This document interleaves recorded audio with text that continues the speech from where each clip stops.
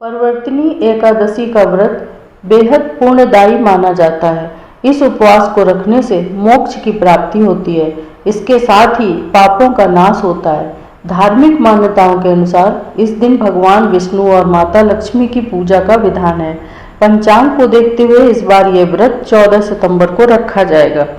इस दिन भगवान विष्णु के वामन अवतार और भगवान गणेश की पूजा का भी विधान है। भाद्रपद माह के शुक्ल पक्ष की एकादशी तिथि 13 सितंबर शुक्रवार रात्रि 10:30 बजे से आरंभ होकर 14 सितंबर शनिवार को रात्रि 8:41 पर समाप्त होगी। एकादशी व्रत 14 सितंबर शनिवार को रखा जाएगा।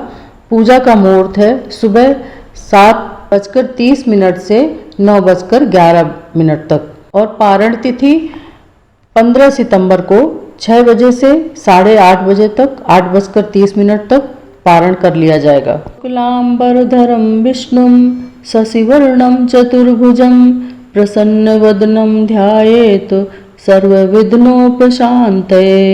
यस्य दुरत्राद्याः पारिषद्याः परः शतं विघ्नं निघ्नन्ति सततं विश्वक्सेन तमाश्रये। व्यासं वसिष्ठरन्तारं शक्ते पौत्रकल्मषं पराशरात्मज वन्दे सुखतात तपोनिधिं।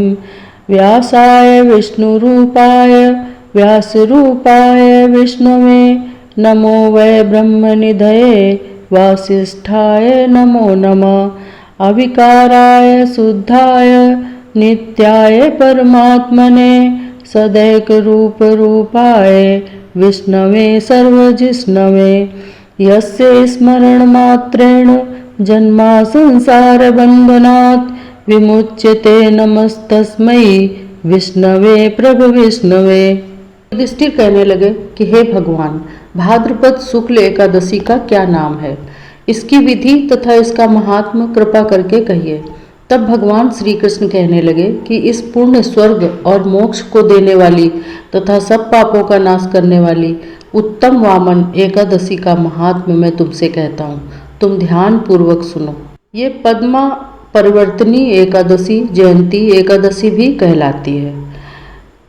ये इसे पार्श्व एकादशी भी कहते हैं। इसका यज्ञ करने से वाजपेय यज्ञ का फल मिलता है।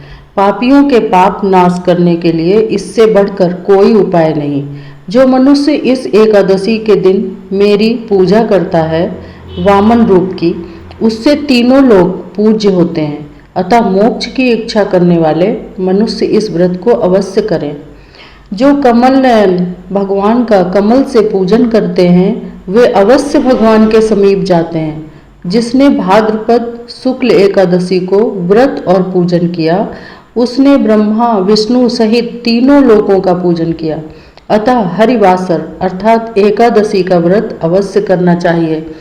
इस दिन भगवान करवट लेते हैं, इसलिए इसको परिवर्तनी एकादशी भी कहते हैं। भगवान के वचन सुनकर युधिष्ठिर बोले कि हे भगवान, मुझे अति संदेह हो रहा है। आप किस प्रकार सोते और करवट लेते हैं तथा किस तरह राजा बलि को बांधा और वामन रूप रखकर क्या क्या लीलाएं की।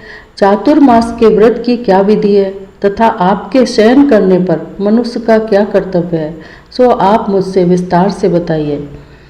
श्री कृष्ण कहने लगे कि हे राजन, अब आप सब पापों को नष्ट करने वाली कथा का श्रवण करें। त्रेता युग में बलि नामक एक दैत्य था। वो मेरा परम भक्त था। विविध प्रकार के वेद सूक्तों से मेरा पूजन किया करता था और नित्य ही ब्राह्मणों का पूजन तथा यज्ञ के आयोजन करता था। लेकिन इंद्र से द्वेष के कारण उसने इंद्रलोक तथा सभी देवताओं को जीत लिया। इस कारण सभी देवता एकत्र होकर सोच विचार कर भगवान के पास गए। बृहस्पति सहित इंद्रादिक देवता प्रभु के निकट जाकर और नतमस्तक होकर वेद मंत्रों द्वारा भगवान का पूजन और स्तुति करने लगे। अतः मैंने वामन रूप धारण करके 5वां अवतार लिया और फिर अत्यंत तेजस्वी रूप से राजा बलि को जीत लिया। इतनी वार्ता सुनकर राजा युधिष्ठिर बोले कि हे जनार्दन, आपने वामन रूप धारण करके उस महाबली दैत्य को किस प्रकार जीता। श्री कृष्ण कहने लगे, मैंने वामन रूपधारी ब्रह्मचारी बाली से 3 पग भूमि की याचना करते हुए कहा, ये मुझको 3 लोक के समान है और हे राजन, ये तुमको अवश्य ही देनी होगी। राजा बाली ने इसे तुच्छ याचना समझकर 3 पग भूमि का संकल्प मुझको दे दिया और मैंने अपने त्रिविक्रम रूप को बढ़ाकर यहाँ तक कि भूलोक में पद, भूअरलोक में जंघा, स्वर्गलोक में कमर, महालोक में पेट, जनलोक में हृदय, यमलोक में कंठ की स्थापना कर सत्यलोक में मुख, उसके ऊपर मस्तक स्थापित किया। सूर्य चंद्रमा आदि सब ग्रह, गण योग, नक्षत्र, इंद्रादिक देवता और शेष आदि सब नागगणों ने विविध प्रकार से वेद सूक्तों से प्रार्थना की। तब मैंने राजा बाली का हाथ पकड़कर कहा, हे राजन, एक पद से पृथ्वी, दूसरे से स्वर्गलोक पूर्ण हो गए, अब तीसरा पग कहाँ रखूं?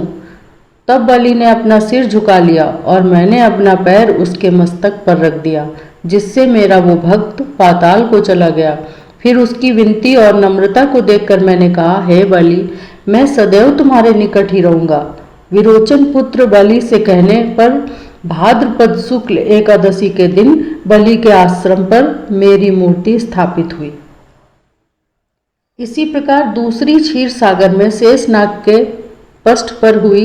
हे राजन, इस एकादशी को भगवान शयन करते हुए करवट लेते हैं, इसलिए तीनों लोकों के स्वामी भगवान विष्णु का उस दिन पूजन करना चाहिए। इस दिन तांबा, चांदी, चावल और दही का दान करना उचित है। रात्रि को जागरण अवश्य करना चाहिए। जो विधि पूर्वक इस एकादशी का व्रत करते हैं वे सब पापों से मुक्त होकर स्वर्ग में जाकर चंद्रमा के समान प्रकाशित होते हैं और यश पाते हैं।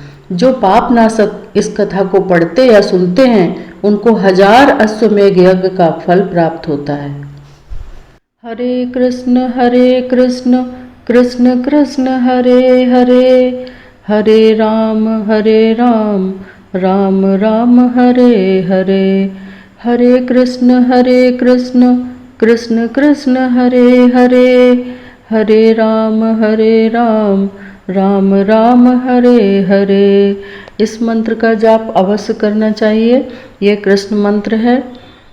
एकादशी व्रत के दिन ओम नमो भगवते वासुदेवाय, ओम केशवाय नमः, नारायणाय नमः, माधवाय नमः, ओम नमो भगवते वासुदेवाय। श्री कृष्ण गोविंद हरे मुरारे, हे नाथ नारायण वासुदेवाय। इन मंत्रों का जाप करते हुए जो एकादशी का व्रत का पालन करते हैं उन्हें मोक्ष की प्राप्ति अवश्य होती है।